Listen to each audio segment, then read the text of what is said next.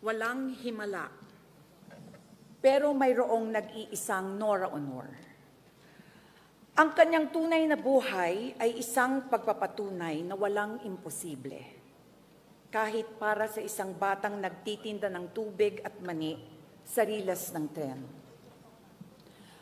Ang kanyang tunay na buhay ay nasalamin sa buhay ni na Elsa, Corazon, Delia, Flor Contemplacion at marami pang iba. But Nora Aunor was even bigger than all her roles. Higit pa sa mga karakter na kanyang binigyan ng buhay, binigyan niya ng buhay ang pangarap ng milyong-milyong Pilipino. Kahit sa ang probinsya ka man manggaling, anumang hirap mo, Nora gave millions of Filipinos the most important gift, hope, pag-asa. Kung kaya ni Ate Guy, kaya ko rin. Kabilang ako sa mga Pilipino na nakita ang sarili nila kay Nora. Una kong nakita si Nora sa telebisyon sa Tawag ng Tanghalan. Noon pa man, nabighani na ako sa kanyang boses at sa kanyang presensya, sa kanyang ganda. Hindi pa man alam ng bansa na siya ay magiging isang phenomenon. To me, she was not just a star. She was our superstar. Siya noon ay 14 years old, ako ay magdodose pa lang, at tulad niya, isa din akong probinsyana. Hindi ko patiyak kung ano ang gusto kong marating sa buhay. Ang sigurado lang ako, noon ako ay isang diehard Noranian. Kami ng kapatid kong si Malu ay may makapal na scrapbook ng mga litrato ni Guy. Tinatabi namin ang baon namin para lang may pambili ng comics, magazines, at mga pictures niya na binebenta sa bangketa ng Avenida Rizal. Wala kaming pinapalampas na issue. Minsan nagagalit ang mga magulang namin dahil bawal ang comics sa bahay at imbes daw na magbasa ng libro, ang binubuklat namin ay ang scrapbook at mga comics. Kaya tinatago namin ang mga ito sa ilalim ng kama. At kapag tulog na silang lahat, kinukuha namin ng flashlight at paulit-ulit na binabasa ang mga article tungkol sa aming superstar. At syempre, pag may pelikula si Nora, pipila kami kahit alas 8 pa lang ng umaga, kahit siksikan at kahit standing room only. Invested kami sa kanya. Kinikilig kami sa love life niya. Naiiyak sa mga pinagdadaanan niya. Nagagalit kapag may naninira sa kanya. Minsan sa eskwelahan, mayroon akong kaklase na sinabing, hindi daw bagay mag-artista si Nora dahil siya daw ay maitim. Alam niyo na ang nangyari. Ginera ko ang kaklase ko. Walang poise-poise. Bawal magsabi ng hindi maganda ang aking superstar. At milyon-milyon kaming katulad ko para kay Nora.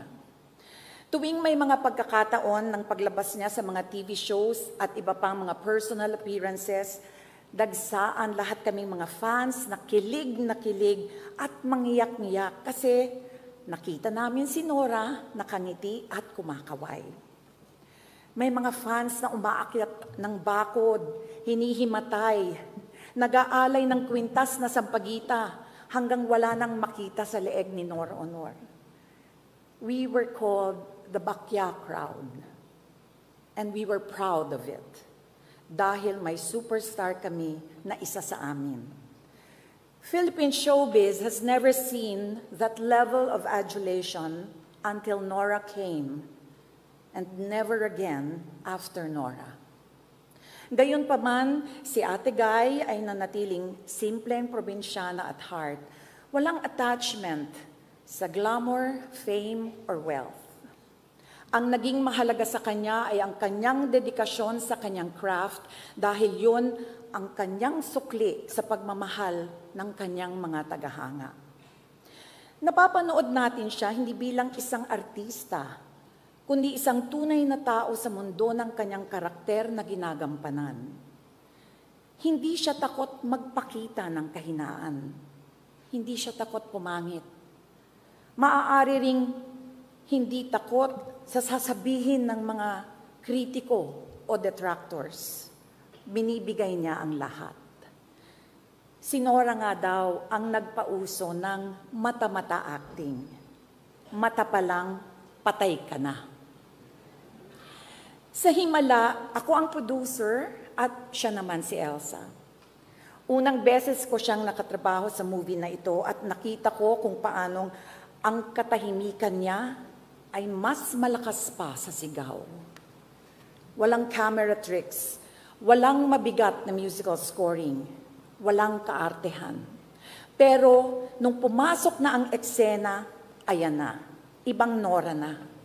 Biglang lumalim ang tingin o nag-iba ang paghinga o konting impit ng boses. She didn't act. She transformed. Ang gumaganap kay Nora ay hindi mukha o katawan, kundi ang kaluluwa. There is something about her that cannot be explained by technique alone. She is raw. She is real. She is authentic. She doesn't act. She becomes. She transforms. Hindi lang siya artista, siya ay alagad ng sining. May lalim, may tapang, may puso. It was part of her process, her magic, her madness. Alam mong may pinaguhugutan, may lungkot, may apoy, may madness. But within that madness, there was genius. And when she is in her element, when the camera starts rolling, she is unstoppable. Himala was very memorable for us. Isa ito sa piling-piling projects ng Experimental Cinema of the Philippines noon. At ito rin ang kauna-unahang pelikulang ni-restore ng Sagip Pelikula ng ABS-CBN. Award-winning ang mga roles at pelikula ng ating minamahal. Pero para sa akin, makulay din ang daigdig ni Nora. Maraming dramang pinagdaanan, maraming kabaliwan, maraming tagumpay, at marami ding lungkot at kwento ng paghihiwalay. Sa gitna ng lahat ng ito, pinakita niyang muli ang tapang, tatag, higit sa lahat, pagmamahal ng isang mabuting tao. Nasaktan, naghilom, sinubok, lumaban, bumangong muli. Sa kanyang paglalakbay sa buhay, walang iniwang bakas ng galit.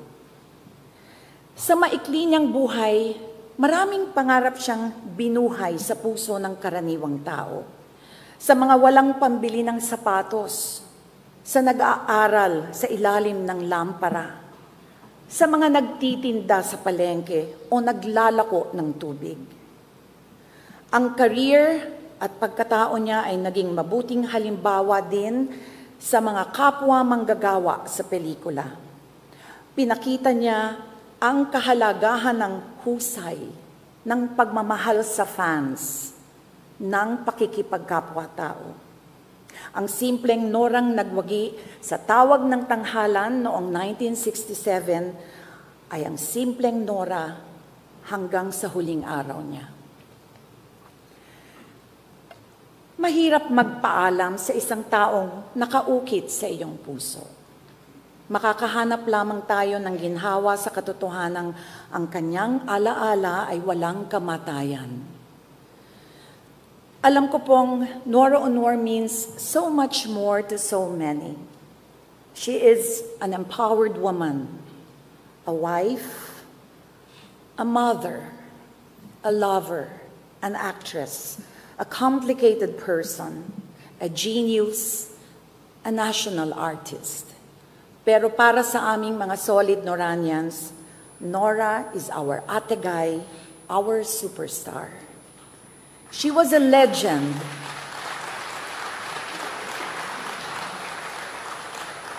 She was a legend while she lived.